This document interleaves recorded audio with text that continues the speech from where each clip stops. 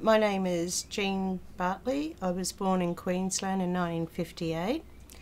My mother is Martha Davidson and my father is John Frederick Bartley, who was from New Zealand. To this day I've only got his war records. Aboriginal and Islander people weren't allowed to use a native name going into the Army or the Air Force or the Navy. They had to use an English name. So my father took my grandmother's maiden name, which was Bartley, and which I am today a Bartley. In 1959, at the age of 10 months old, I was taken by the authorities as neglected children, myself and my siblings. And we were placed in Nudgee Orphanage over in Brisbane there. My siblings and I were separated at that time as I was adopted out and became Janelle Rose, so that my family couldn't find me. I was taken off the roses. I was literally from the frying pan and into the fire with them as far as neglect. And I was taken to a home in Rockhampton called Nearcol, which is what the Royal Commission just investigated recently. We were used as guinea pigs for smallpox and tuberculosis, which caused a lot of lifetime defects in the children that were affected by those injections. That's why the Royal Commission's investigating at the moment with that. Hence not having children and things like that, yeah. When I arrived in Nudgee Orphanage, I had a family on the Gold Coast at Coolangatta that wanted to adopt me and asked me to call them Mum and Dad. And I remember quite distinctly saying, "No, I can't call you Mum and Dad." And they said, "Why not?" And I said, "Because my mums and dads in the past just keep disappearing and I don't want to lose you." So they looked at each other very bewildered, and Arnie turned around back at me and said, "Well, why don't you call us Auntie and Uncle?" And I said, "Okay, I've never had an auntie and uncle, that'll do." So hence I managed to call them auntie and uncle, and they were my family through my teen years. Arriving home one day in Queensland, I checked the mailbox and there was a letter for me. And as I walked up the stairs, I couldn't believe that I was no longer a ward of the state of Queensland, which gave me the opportunity to leave the state. And I was so excited, and the lady I was sharing the house with said, "What's wrong, what's wrong?" And I said, "Look, I can leave the state of Queensland." And she said, "What does that mean?" And I said, "I don't have to be here anymore. I can actually leave the state of Queensland." And in those days, it was the days of Joh Bjelke-Petersen, and the racism was just rife.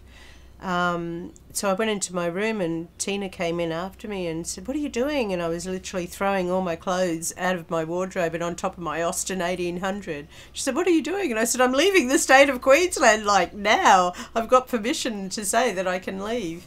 So I shoved everything into the boot of my Austin 1800 and into the back seat, my worldly possessions, and I left Queensland and I got to Tweed Heads, which was New South Wales, and that's when I emptied my car and packed it all up nice and tidy again. My first job was at the Sydney Hilton, and I couldn't go to the Sydney Hilton on my own because I was too nervous and too doubtful about my own ability to work in one of the best hotels in a large city like Sydney. So I encouraged a friend of mine to come with me to literally hold my hand. And in the job interview, I was able to speak my mind and feel confident enough that my friend was outside that I could go through this interview. And I actually got the job at Juliana's at the Sydney Hilton in 1977. I left there after the bombing, when they had all the diplomats from around the world at the Sydney Hilton and the 2 garbage men that were killed out in George Street. And I didn't feel secure working there, so I left the Sydney Hilton and I worked in various different jobs.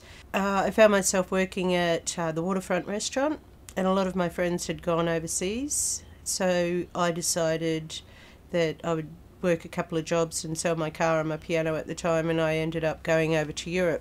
So my trip started from Sydney. So I went from Sydney to Singapore.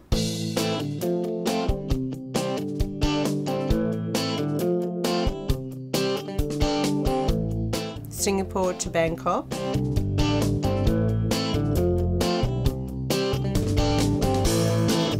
Bangkok to Athens.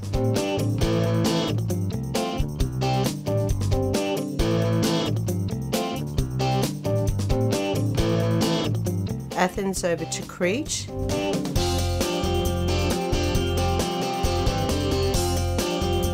I travelled around to Argos Nikolaos.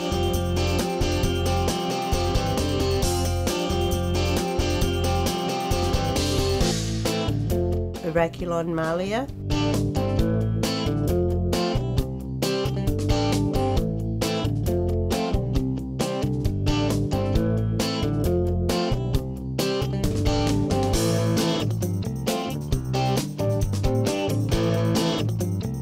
Back over to Athens.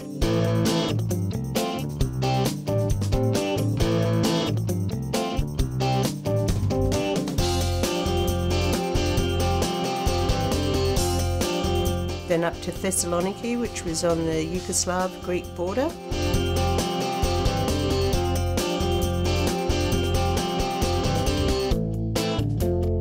From Yugoslavia into Hungary.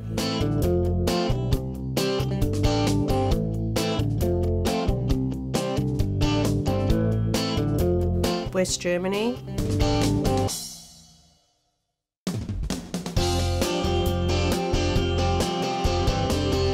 Into Czechoslovakia.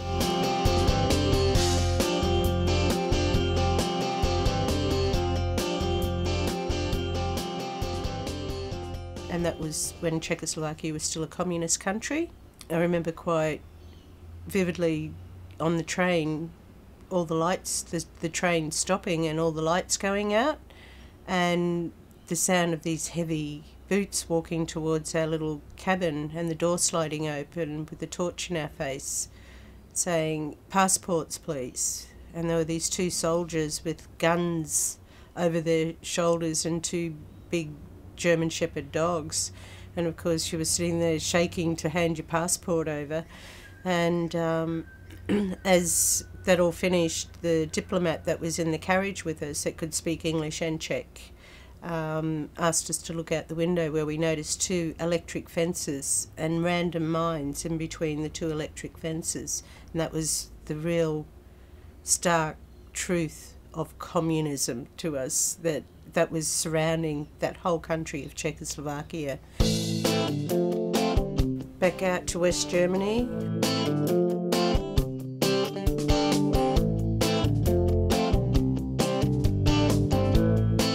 Over to Belgium.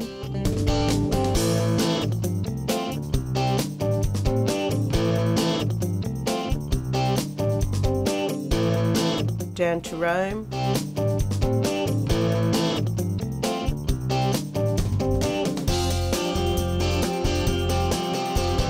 Back up to Belgium.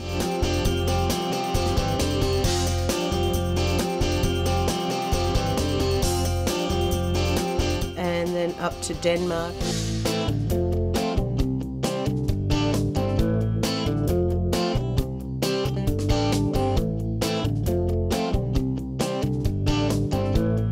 And Sweden.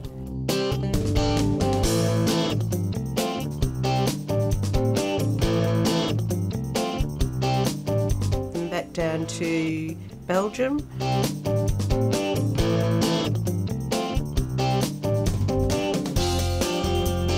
Where we caught the boat across to Dover in England.